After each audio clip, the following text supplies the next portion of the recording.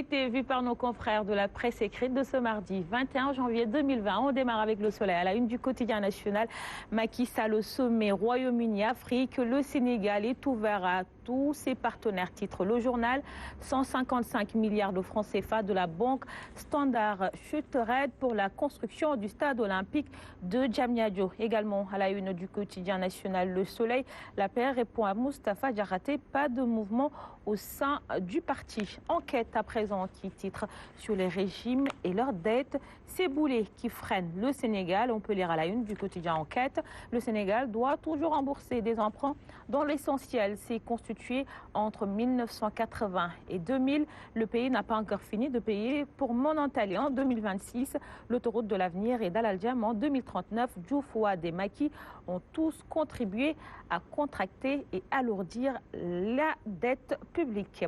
Les Échos à présent qui titrent sur la rencontre du bureau politique du Parti socialiste. Mambouna Massa lynché, titre le journal. Amadou Saoud, depuis 2015, il n'y a pas eu de réunion de secrétariat exécutif du mouvement des jeunesses socialistes.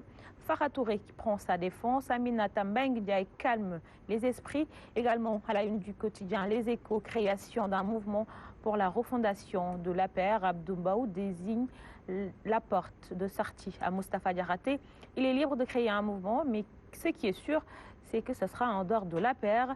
Il se dit responsable et n'a même pas le minimum incarné de comité.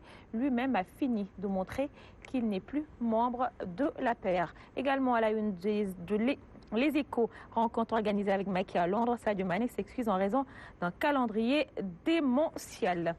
Le quotidien à présent qui titre sur les relations Diakhaté-APR, le courant hausse, la tension, on peut lire à la une du quotidien.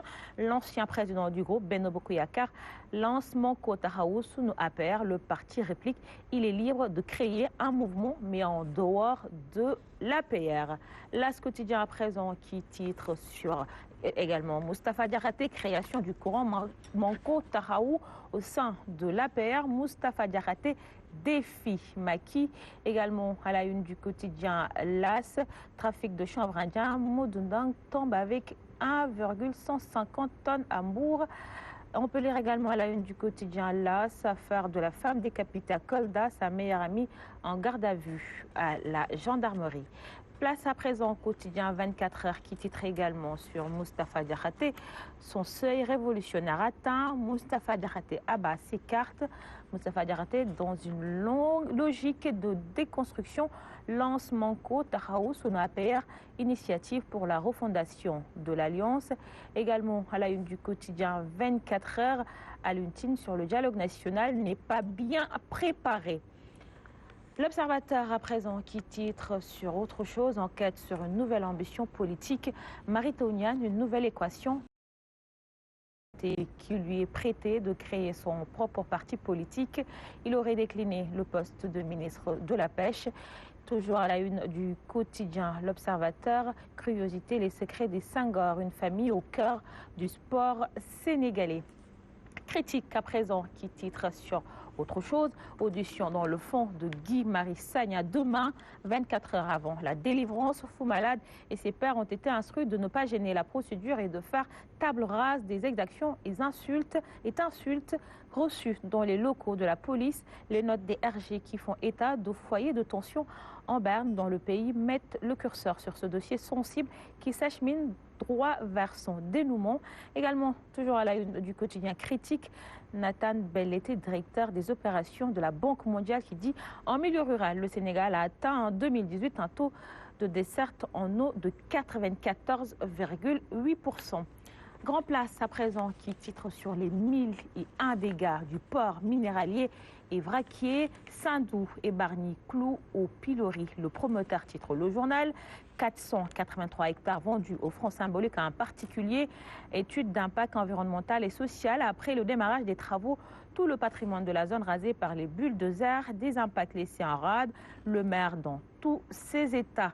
toujours à la une du quotidien Grand Place, insalubrité à Rufisque, Corafal s'engage à vulgariser le cleaning day. Libération à présent qui titre sur Luanda Leaks, comment la petite princesse de l'ancien président de Santos a vidé les caisses de l'Angola. Isabelle fille à papa et voleuse double XL, titre le quotidien Libération.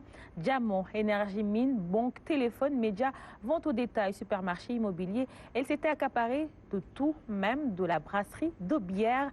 Un empire de 400 entreprises implantées dans 41 pays cernés par le consortium international des journalistes d'investigation. L'enquête, c'est à lire à la une de Libération avec les stade pour commencer. Qatar 2, c'est ce mardi. Côte d'Ivoire, Guinée, Burkina. L'interrogation barre la une du quotidien Stade. Le quotidien qui parle également du leader de chaque poule se qualifiera en barrage. Si c'est invaincu en éliminatoire, visera la phase 2. Tout ça, c'est à suivre en direct aujourd'hui sur la télévision nationale. Record à présent qui titre également sur les éliminatoires du Mondial 2022. Tirage à 17h. La Côte d'Ivoire, l'équipe a évité pour les Lions cet après-midi à partir de 17h. La fête du foot aura les yeux braqués sur l'Égypte où se déroulera le tirage au sort de l'avant-dernière phase des éliminatoires du Mondial 2022. Tous les ténors logés dans le pot 1 veulent éviter un adversaire, c'est-à-dire la Côte d'Ivoire. Toujours à la une du quotidien Record, Bassirou Kondé, coach Guinée-Bissau, battre le Sénégal n'est pas impossible. Et on termine avec Sunulamb, Mbaïchoun, manager du géant du Bawol, regrette n'a rien fait pour mériter de croiser Tafatine. Nous ciblons Balagay 2, Gris, Lac 2 et Bombardier.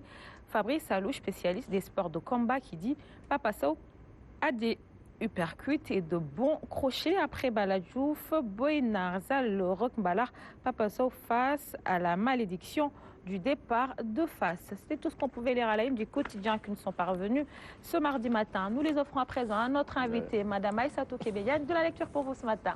Merci beaucoup. Je vous en prie, il est 6h55. Bon réveil si vous venez de nous rejoindre. La matinale qui vous informe et vous divertit au quotidien sur la RT5 se poursuit. À suivre la chronique Buzz du net et l'interview avec notre invitée du jour, Madame Aïssatou Kébédiane, présidente de la convergence des anciennes du lycée Ahmed Fall de Saint-Louis. Elle répondra aux questions d'Alioune Badarakan, mais pas que, vous aussi, chers téléspectateurs.